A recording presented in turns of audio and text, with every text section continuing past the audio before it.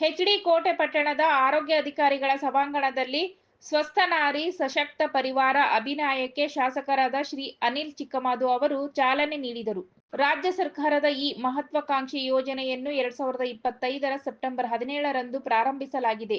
ಈ ಯೋಜನೆಯ ಮೂಲ ಉದ್ದೇಶವೆಂದರೆ ಮಧುಮೇಹ, ಕ್ಯಾನ್ಸರ್ ಅಂತಹ ವಿವಿಧ ಕಾಯಿಲೆಗಳನ್ನು ಸಕಾಲದಲ್ಲಿ ಪತ್ತೆ ಹಚ್ಚಿ ಸೂಕ್ತ ಚಿಕಿತ್ಸೆ ನೀಡುವುದು ಹಾಗೂ ಮಹಿಳೆಯರ ಆರೋಗ್ಯ ಮತ್ತು ಪೋಷಕಾಂಶಗಳ ಬಗ್ಗೆ ಜಾಗೃತಿ ಮೂಡಿಸುವುದು. ಈ ಯೋಜನೆಯ ಸದುಪಯೋಗವನ್ನು ಪ್ರತಿಯೊಬ್ಬರೂ ಪಡೆದುಕೊಳ್ಳಬೇಕೆಂದು ಶಾಸಕರು ಮನವಿ ಮಾಡಿದರು.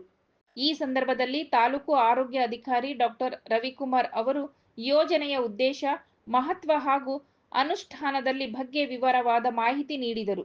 ಆದರೆ ಎರಡನ್ನೂ ಕೂಡ ನಿಭಾಯಿಸಿಕೊಂಡು ಬಹಳ ಅತ್ಯುತ್ತಮವಾಗಿ ತಾಲೂಕಿನಲ್ಲಿ ತಾವು ಏನು ಸರ್ಕಾರ ಕಾರ್ಯಕ್ರಮ ಹೊರಕೊಡ್ತಾರೆ ಅದ್ರ ಪ್ರಯುಕ್ತ ತಾವು ಬಹಳ ಅಚ್ಚುಕಟ್ಟಾಗಿ ನಮ್ಮ ತಾಲೂಕಿನ ಸೇವೆಯನ್ನು ತೋರಿಸಿದ್ದೀರಿ. ತಮಗೆ ಮತ್ತೊಮ್ಮೆ ಹೃತ್ಪೂರ್ವಕ ಅಭಿನಂದನೆಗಳು.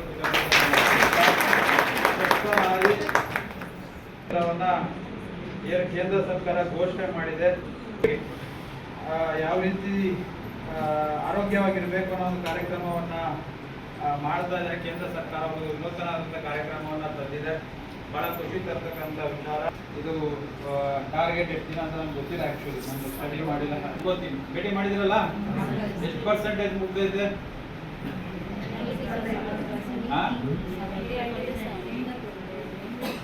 ಟೋಟಲ್ ಆಗಿ 1,05,000 ಜನ ನಮ್ಮ ತಾಲೂಕಲ್ಲಿ ಮಹಿಳೆಯರು ವೋಟರ್ಸ್ ಇರೋದು. ಟೋಟಲ್ ಆಗಿ 1,20,000-25,000 ಜನ ಮಹಿಳೆಯರು ಬರ್ತಾರೆ ನನ್ನ ಪ್ರಕಾರ. ಅಷ್ಟು ಜನನ ನೀವು ಭೇಟಿ ಮಾಡಿದ್ದೀರಾ? ಗೈಡ್ಲೈನ್ಸ್ ಪ್ರಕಾರ ಏನು ಕೊಟ್ಟಿದ್ದಾರೆ ಅದನ್ನ ಬಹಳ ಅಚ್ಚುಕಟ್ಟಾಗಿ ತಾವು ಕಾರ್ಯಕ್ರಮವನ್ನ ಮಾಡಿ ನಿಮಗೆ ಸಂಪೂರ್ಣ ಸಹಕಾರವನ್ನು ನಾವು ಕೊಟ್ಟಿದ್ದೀವಿ. ಸರ್ಕಾರನೂ ಕೂಡ, ರಾಜ್ಯ ಸರ್ಕಾರ ನಿಮ್ಮ ಪರವಾಗಿ ಯಾವತ್ತೂ ಕೂಡ ನಿಂತಿದೆ. ಆಲ್ರೆಡಿ ಮಾನ್ಯ ಮುಖ್ಯಮಂತ್ರಿಗಳು ನಿಮಗೆ ಸಂಬಳನೂ ಕೂಡ ಜಾಸ್ತಿ ಮಾಡಿದ್ದಾರೆ ಅಂತ ಅನ್ಕೊಂತೀನಿ. ಏನು ತಾವು ಬೇಡಿಕೆಯನ್ನ ಇಟ್ಟಿದ್ರಿ ರಾಜ್ಯ ಸರ್ಕಾರಕ್ಕೆ, ಅದರ ಜೊತೆ ನಿಂತು ಮಾನ್ಯ ಮುಖ್ಯಮಂತ್ರಿಗಳಿಗೆ ಮನವಿ ಮಾಡಿ. ಈಗ ಎಷ್ಟು ಬರ್ತೈತೆ ಗೌರವಧನ? 1,000 ರೂಪಾಯಿ ಜಾಸ್ತಿ ಮಾಡಕ್ಕೆ ನೀವು ಕೊಟ್ಟಿದ್ದೀರಿ.